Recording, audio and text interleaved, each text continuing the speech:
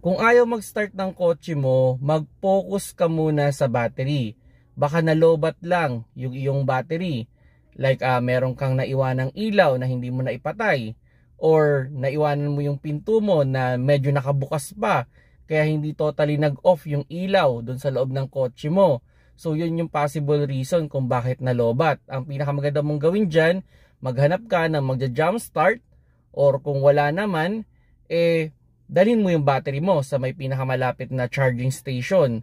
Then, yun, try mo na. Kasi, isa sa mga indication na lobat na ang ating sasakyan o lobat na yung ating battery is pag bumusina tayo, mabilis siyang mapapaos. Sabihin natin, 2 segundo, paus na yung busina. Or halimbawa, pag ini-start mo siya, iilaw naman yung instrument panel pero pag kiniklik mo na, pumipitik-pitik. So yun, isa sa mga indication yun na battery lang naman yung problema, kailangan lang i-charge or worse, kailangan ng palitan. Lalo na kung yung battery natin is more than 2 to 3 years old na. So may possibility na palitan na rin yung battery.